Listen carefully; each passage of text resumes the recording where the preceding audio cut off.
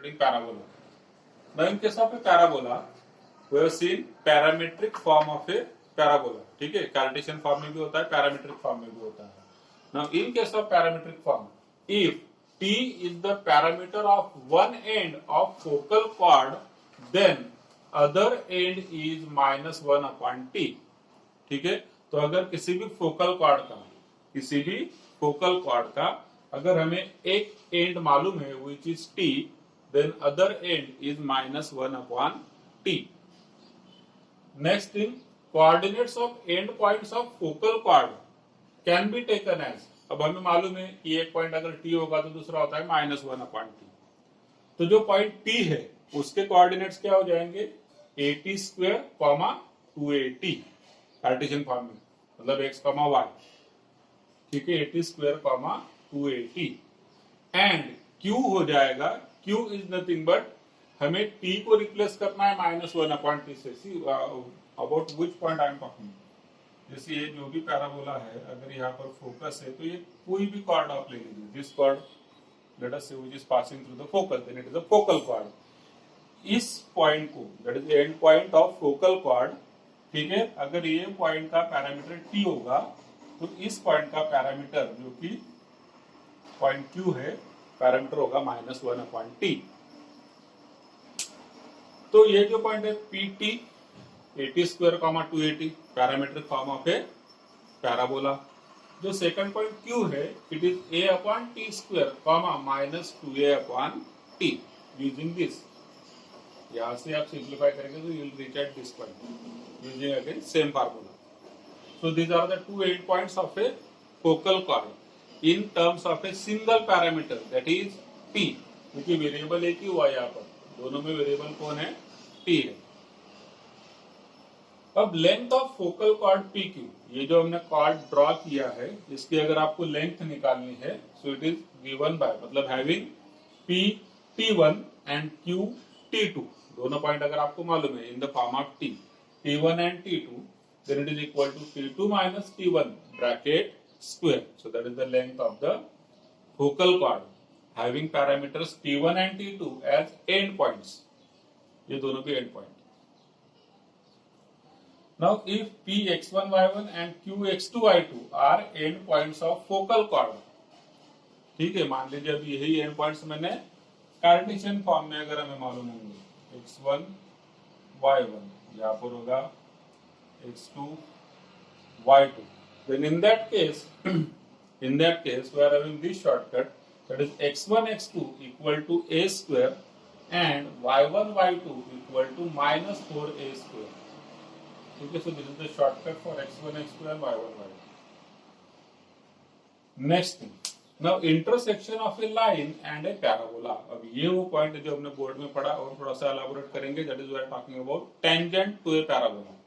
तो intersection of A line and parabola.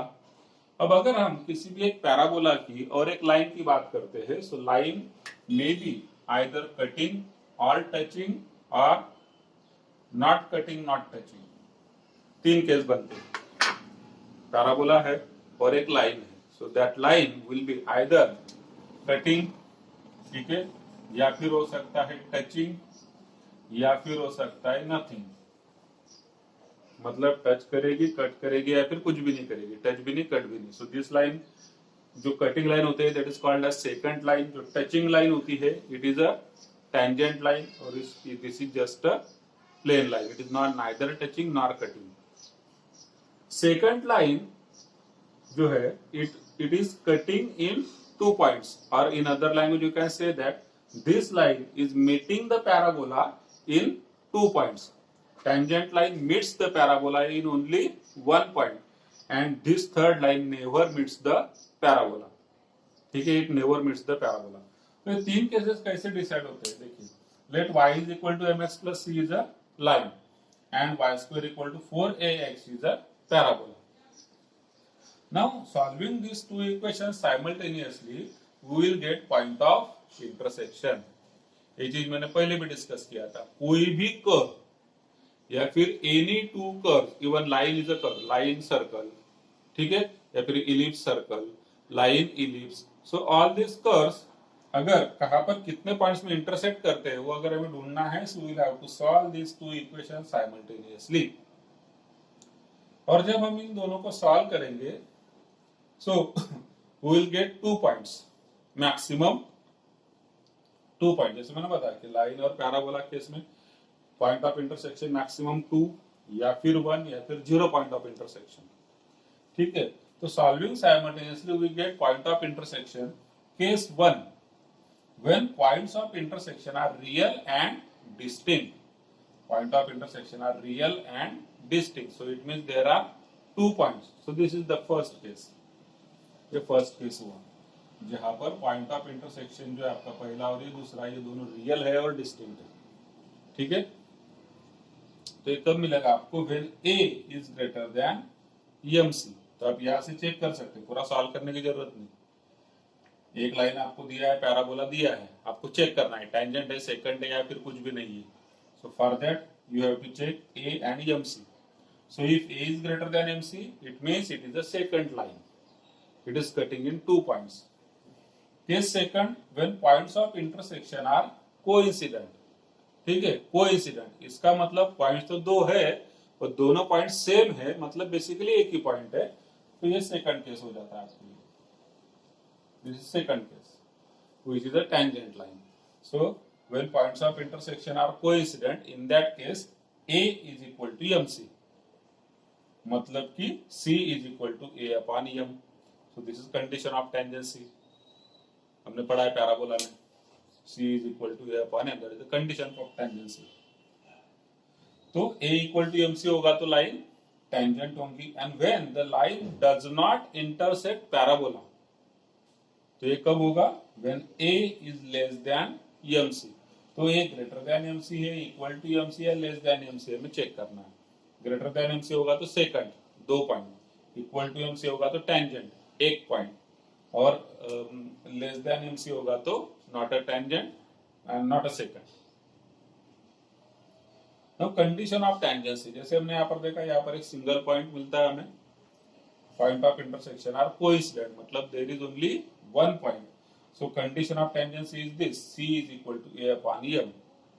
That is the condition of tangency for parabola. And tangent is Y is equal to MX plus C. C मतलब A upon M. Point of contact is given by this: A upon M square, comma 2A upon M. Now next thing, slope of tangent at PT, मतलब parametric form में किसी भी point पर, जैसे ये point अगर इसका पैरामीटर, इस पॉइंट का पैरामीटर t होगा, तो slope of tangent at PT is 1 upon t। तो ऑब्वियसली स्लोप ऑफ नॉर्मल क्या हो जाएगा, it is minus t। Basically what is a normal?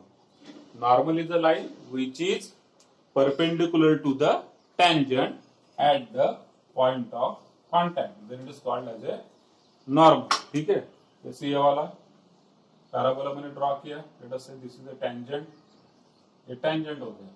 अब ये हो गया आपका पॉइंट ऑफ कांटेक्ट। इस पॉइंट ऑफ कांटेक्ट से जब मैं टेंजेंट को एक लाइन परपेंडिकुलर ड्रॉ करता हूं, then this is called as a normal. And what is the relation between slopes of perpendicular lines? Slopes of perpendicular lines are negative reciprocals of each other. मतलब अगर slope of tangent at PT मेरा 1 upon t है, तो slope of normal हो जाएगा -t, इसका negative reciprocal. Slope of tangent eight Px1 y1, ये shortcut है।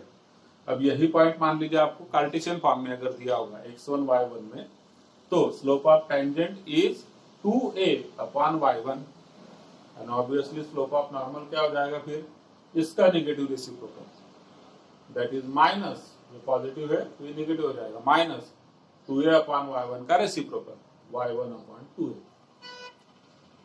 तो इस तरीके से अगर हम स्लोप ऑफ टेंजेंट और स्लोप ऑफ नॉर्मल निकाल सके, तो फिर then we can also find out equation of tangent and equation of normal.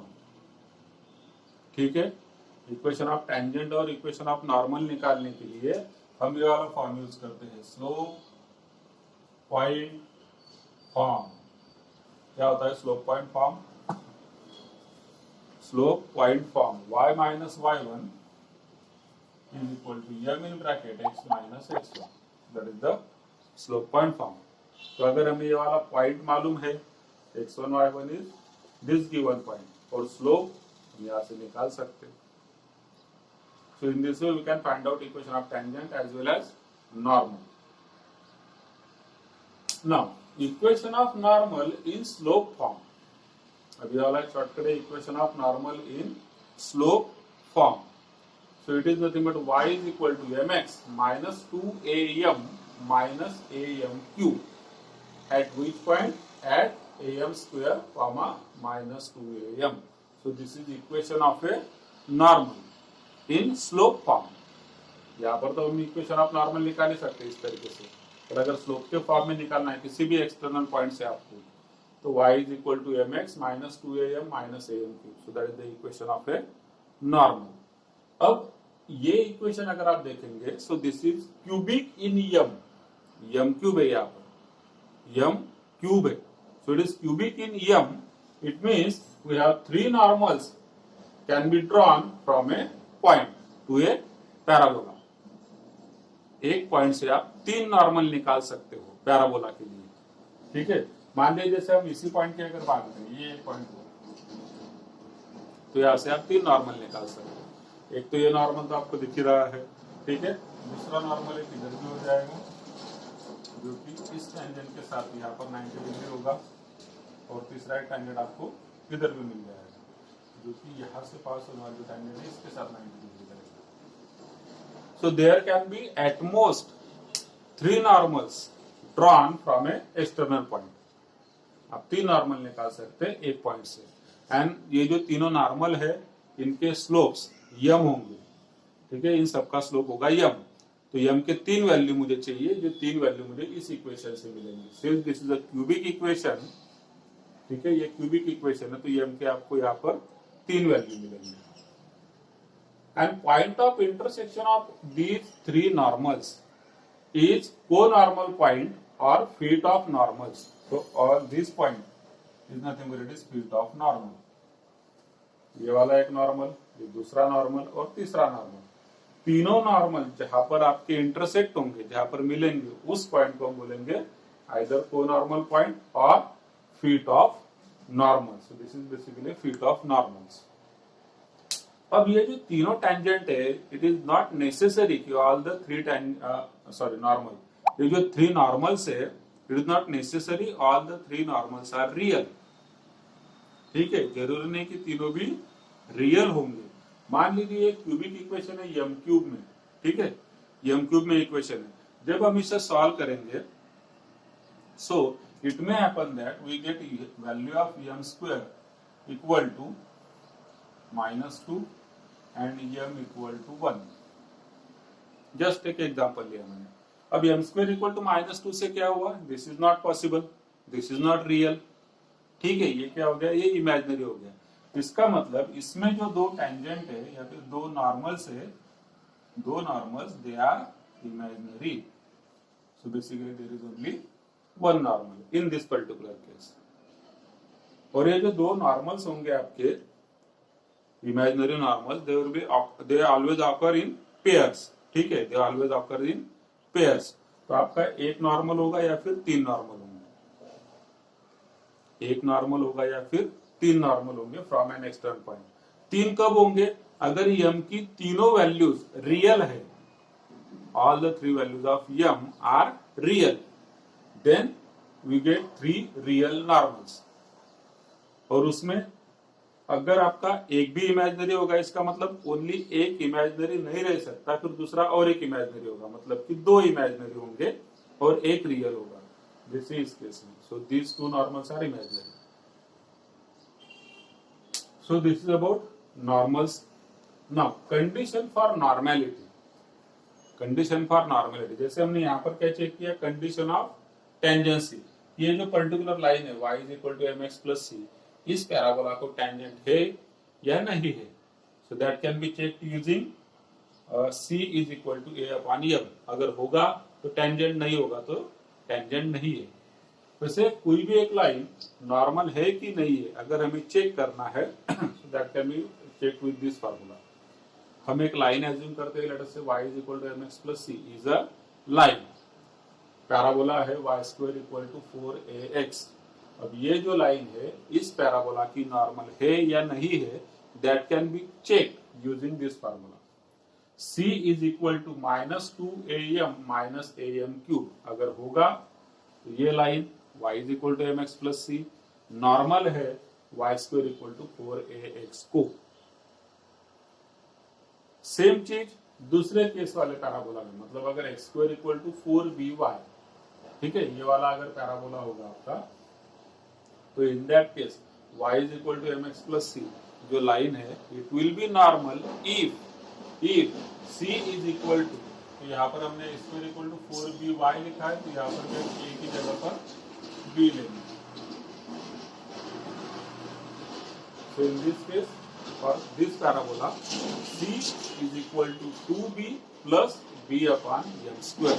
तो अगर ये चीज होगी तो इसका मतलब this line is a normal to x square equal to 4by। So this is the condition of normality। Next thing, chord of contact, ठीक है, chord of contact। अब chord of contact क्या होता है बेसिकली उसको समझें। If we draw two tangents, we know that two tangents can be drawn from an external point to a parabola। ये external point हुआ Px1 y1। इस point से हम दो टेंजेंट्स निकाल सकते हैं पैराबोला को, ठीक है। तो मैंने पहला टेंजेंट निकाल लिया टचिंग एट Q, दूसरा टेंजेंट निकाला touching at R। Then this QR is called as chord of contact। This is chord of contact, and equation for this chord of contact is given by y1 is equal to 2a in bracket x plus x1। So it is similar to equation of tangent, है ना। y square equal to 4ax होता है, ये y square equal to 4ax। y square को हमने replace कर दिया y into y1 से। 4ax can be written as 2a into 2x, तो 2a as it is और 2x को हमने लिखा x plus x1। So this is equation of chord of contact। Chord of contact is nothing but a line joining two points of contacts। ये points of contacts हुए, इन दोनों को हमने join किया, then it is called as chord of contact। अब जब हम chord of contact draw कर लेते हैं, then here we get a triangle, triangle PQR, ठीक है। This is triangle PQR। Area of this triangle PQR is given by this formula 1/2a in bracket y1 square minus 4ax1 whole bracket raise to 3/2। So using this we can find out area of this triangle PQR, ठीक है। तो हमने यहाँ से दो tangent निकाले, अगर point P से अगर हमने दो टेंजेंट निकाले तो we can find out area of triangle using this formula. अब यहाँ पर देखिए नंबर ऑफ फार्मूले विल ऑब्जर्व, जैसे कि ये हुआ, this is one of the formula area of triangle का। अब अगर आप मेमोराइज लर्न कर ले तो अच्छी बात है, so that can be used as a shortcut, आप डायरेक्टली यूज कर सकते हैं। अगर नहीं तो इन दैट केस आपको क्या करना होगा, फिर आप थोड़ा सा घूम के जाएंगे, but basics will remain there, ठीक है। जैसे ये पॉइंट है, यहाँ से आपने दो टेंजेंट निकाल लिया, टेंजेंट निकाल लिया तो आपको ये दोनों पॉइंट्स ऑफ कॉन्टैक्ट मिल जाएंगे। पॉइंट ऑफ कॉन्टैक्ट मिल गए तो using area of triangle formula when 3 vertices are known, अगर आपको 3 वर्टेक्स मालूम होंगे तो आप उसका एरिया ऑफ ट्रायंगल निकाल सकते हैं। वही बेसिक फार्मूला अपना half into determinant of x1 y1 1 x2 y2 1 x3 y3 1, ठीक है। उसके लिए दो पॉइंट आपको निकालने पड़ेंगे। So that will be quite lengthy but it will also generate a answer, और उसी को सिंप्लीफाई करके ये शॉर्टकट रेडी होता है। सो this is a shortcut area of triangle PQR in case of a chord of contact, ठीक। तो यहां तक हमने पैराबोला से रिलेटेड कुछ चीजें डिस्कस की। Let us move on to ellipse. अब यहां तक किसी को कुछ डाउट है क्या? All are present?